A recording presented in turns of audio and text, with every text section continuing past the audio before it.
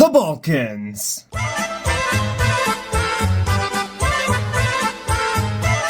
Sorry, my inner 8% Serbian started acting up. But yes, the Balkans, the powder keg of Europe, full of the most ethnic diversity of all of the continent. If we ignore the ethnic makeup of Paris, that is. The Balkans includes no less than 6 separate language families, those being Hellenic, which is entirely comprised of the Greeks, Illyric, which includes the Albanians and Kosovars, Balkan Romance, made up of the Daco-Romanians, Istro-Romanians, Meglano-Romanians, and A-Romanians, Balkan Slavic, including Slovenian, Croatian, Serbian, Bosnian, North Macedonian, Bulgarian, and Montenegrin. Turkic, made up of the Turks but also the Gagauz of South Bessarabia. And Finno-Ugric, being Hungarians and Sekers. Sekui? I don't know how to say in English, but Sekui. There are also the Russians and Ukrainians that inhabit parts of Bessarabia and Transnistria. But that's a topic for another day. How this many vastly different groups managed to get along is a separate question. And the answer is no. But more importantly, how on earth did God let this happen? A valid question, one which we have to look back in time for.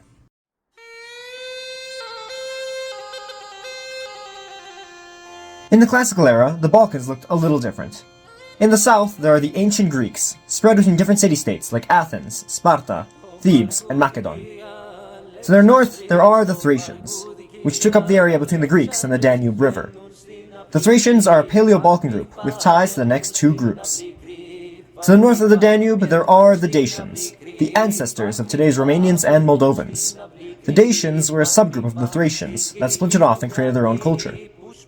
Then, to the west, there are the Illyrians, the ancestors of today's Albanians, another Paleo-Balkan group, likely in the same Sprachbund as the previously mentioned Thracians and Dacians. This situation in the Balkans would last about 1,000 years. Even as empires like the Achaemenids and the Macedonians came and went, it didn't massively change the ethnic makeup of the territory. Until Rome. In the 2nd century BC, the Roman Republic started seeping into the Balkans, conquering from Albania and Croatia east. The Romans started by conquering Greece following the Macedonian Wars. However, the Romans viewed the Greeks extremely positively, and would not only allow the Greeks to continue their traditions and language, but actually helped spread the Greek culture throughout the rest of the Roman Empire. The Jedrzejczyk line is a metaphorical line that historians use to show the dominance of the Greek language versus the Latin language as the lingua franca of the Roman Empire in the Balkans. North of the line, the Latin language was widely spoken. Meanwhile, to the south, it was predominantly Greek that was spoken. It was this Roman admiration that allowed Greek to continue rather untouched onwards to the next era. North of the Greeks, the nearby Illyrians were also quickly conquered, although spread between both sides of the Jedrzejczyk line made them gain many Greek and Latin influences. This split nature of Illyrian would continue to shine into the present as the Albanian language continues to be split between 2 dialects. However, as a majority of Illyrians were under the Latin domination, over time the Latin language would permeate more and more into the Illyrian and later Albanian languages, with modern-day Albanian having 60% of its vocabulary coming from Latin. The Romans would create many colony cities, mainly on the Dalmatian coast, but all the way across Thracia and north to Pannonia. But the rest of the territory would remain different types of ethnicities for a while. While most would speak Latin as the lingua franca of the territory, they still spoke their native language, although over time the ethnicities would assimilate to become more and more Roman. Then, following the Dacian Wars, the Romans conquered Dacia and incorporated it into the empire, rapidly assimilating the Dacians to keep control over the territory north of the Danube. They would go all in on the colonies idea and force as much of the Dacian population as possible to live in Roman colonies, while destroying most previously existing Dacian cities and transplanting a massive amount of Romans from the rest of the empire to live in the province, which worked to rapidly Romanize Dacia faster than the rest of the Balkans. The map of the Balkan ethnicities at this point looked something like this, and would stay mostly the same until the fall of the Roman Empire and the beginning of the Byzantine Age. Although along the way Rome pulled out of Dacia during the crisis of the 3rd century, splitting the Daco-Romans between the ones that stayed in Dacia and the ones who left to go south. And I know, Romanian history is complicated and divisive, but we just did 3 videos on Romania, so I won't get too much into it here. But I swear, I'll make a whole video discussing Dacian-Romanian continuity in the future, okay? For now, just leave your evidence for why I'm wrong in the comments. I do read it all.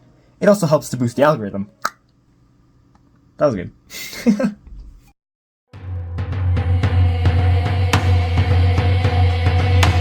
During the Byzantine Age, the Slavs began to show up and do some shenanigans in the Balkans. Coming from north of the Balkans, likely originating initially in modern-day Poland around the Vistula, but could have been more east. The Slavs would migrate into the Balkans, maybe to avoid the Avar, Gothic, Gepid, Visigothic, Hunnic domination, maybe because it was safer in the Byzantine Empire, maybe to raid the empire, maybe for shits and giggles, who knows? Point being that they came, they saw, and they conquered. And by conquered, I mean they just settled down and started farming like no one minded. And for the most part, no one did. The Byzantines were kinda busy with everything else, and the Slavs were just coming in and taking unsettled areas in the empire to start farming. So it was kinda a win-win for everyone. Following the 570s, the Slavs started being a bit more aggressive in their methods, so the Byzantines were forced to react militarily. Although it didn't really work out because the Slavs were so numerous and so disorganized. So they moved to the good old-fashioned Roman method. They resettled them throughout the empire. This mostly worked as the Slavs they resettled into Anatolia and beyond lost their ethnic identity. Although the Slavs in the Balkans were still more numerous than any other ethnicity that could be found there, and they reached from Pannonia all the way south to the Aegean Sea, where the Slavs tried raiding into the Greek islands. A statement so cursed I couldn't believe when I first read it. The Slavs were extremely efficient at assimilating their new neighbors, to the point that even as far south as Greece, the Greek population was turned Slavic, and many city names throughout Greece were permanently changed into Slavic names that still persist to this day. The Byzantines would, as soon as they finished putting out all the other fires, turn back to the Balkans in order to save mainland Greece, moving in many Greeks from other parts of the empire, like Sicily and Anatolia, to re-Greekify mainland Greece after the Slavs. However, the rest of the Balkans were not spared the Slavic assimilation, as the Thracians stopped existing as an ethnic group, and the Romano-Dacians fled to the Carpathian and Balkan mountains to avoid the Slavic migrations. Meanwhile, the Illyrians were pushed into the mountains around modern-day Albania. In the 7th century, our favorite war criminals showed up in the Balkans, the Serbs and Croatians. They settled in roughly the area that they still occupy today, and managed to unite the Slavs in their area to their banner. The Serbs and Croats are said to have come from White Serbia and White Croatia, which claim to be in modern-day East Germany and Poland. If they exist or not, I don't know. I'm sure the nationalists will let me know, though. At this point, the Slavic languages formed a dialect continuum, meaning that languages that are geographically proximate are mutually intelligible, but the further you go, the less languages can be understood. Around 630 AD, the Bulgars, under Kubrat, revolted against the Avars, in modern-day East Ukraine, and established Old Great Bulgaria. Although the Bulgars were not Slavic at all, being Turkic instead, they would be the ancestors of today's Bulgarians. Following Old Great Bulgaria being split between the sons of Kubrat, the sons would all take a portion of the population of Bulgars, and go different ways. Man, what is it with Slavs and having different brothers each go a different direction to form an ethnic group?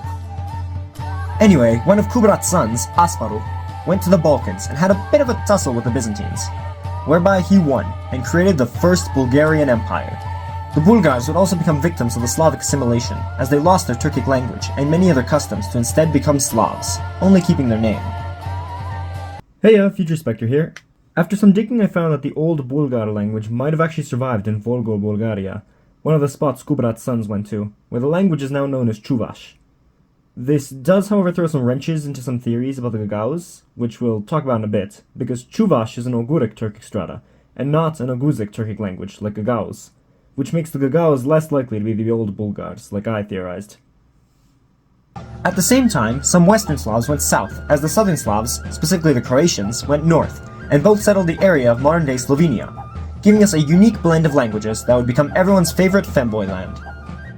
By the 9th century, the Frankish Empire spread its control to the Balkans, taking over Croatia as Dalmatia was annexed and Croatian Pannonia became a vassal. The Franks would spread Catholicism throughout these areas, along with the Latin script. Meanwhile, in the rest of the Balkans, the Orthodox influence of the Byzantines would dominate, as the Byzantines forced the Bulgarian Empire to convert to Orthodoxy. Interestingly, the Serbs were first Christianized under the Roman Church, but were turned to Constantinople later when the Byzantines demanded that religious dominion correlate with political boundaries. The Bulgarians would also create the Cyrillic script in order to spread the Orthodox religion with their own missionaries, instead of the Byzantine Roman ones. In the 9th century, the Hungarians moved on in, taking over the Carpathian Basin for themselves. Initially settling to the east of the Carpathians, they had moved to the west and settled on Pannonia after some altercations with the Pechenegs. The Hungarians came from the land of the North Urals, the border between Europe and Asia, probably being one of the first Finno-Ugric groups to separate from the rest that would go on to become the Finns and Estonians. They would go south and likely interacted with Iranians, Turks, Pechenegs, Huns, and who knows what other groups, where they got influenced by them and kept some of the influences on language and culture. The Hungarians, when they showed up in Europe, conquered themselves a kingdom around the Carpathian Basin from the First Bulgarian Empire, whereby they quickly made themselves a regional power, mostly butting heads with the Moravian and Frankish empires. The Mongols would also show up in the Balkans for a bit, but they would eventually retreat, whereby the Hungarians moved to make themselves some cushions on the other side of the Carpathians, by sending some of those weird Romano-Dacians in Transylvania to set up clan kingdoms, now known as Vlachs. Although these groups would revolt and found the Romanian principalities.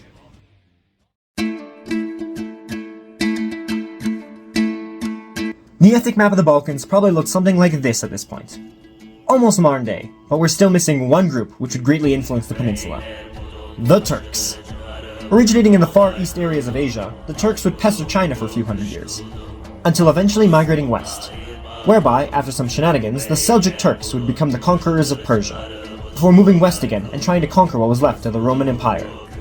The Turks, however, would be stopped by the Mongols, who shattered what was left of the Seljuks, before a tiny, insignificant state in Anatolia would slowly begin regaining Turkish power.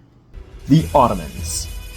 From here, the Ottomans would conquer the rest of the Byzantine Empire, conquering Constantinople in 1453, and then going to dominate the entire Balkans.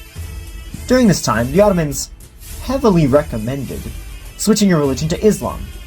It was during this time, then, that not only did the Ottomans settle a bunch of Turks throughout the Balkans, but also converted parts of the Slavic and Albanian population to becoming Muslim.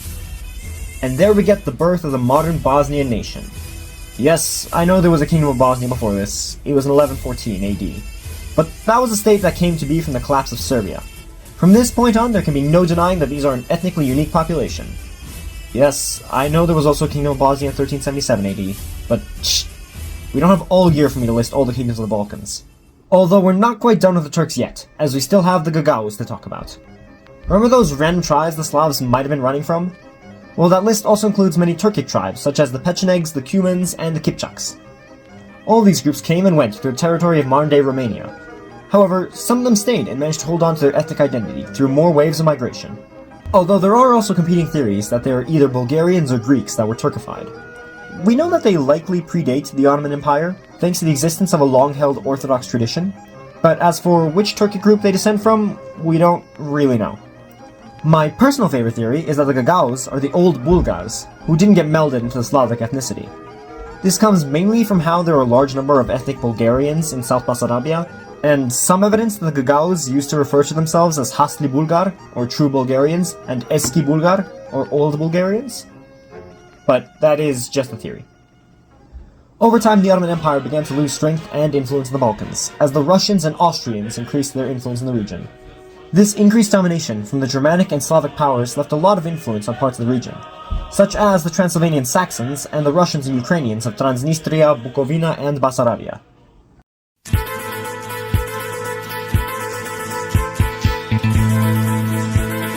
Then in the 1900s, the Balkans finally start to receive the title of the Florida of Europe, starting with a bang in the Balkan Wars, as everyone started acting like Twitter users and killing any neighbors that had a different opinion than them.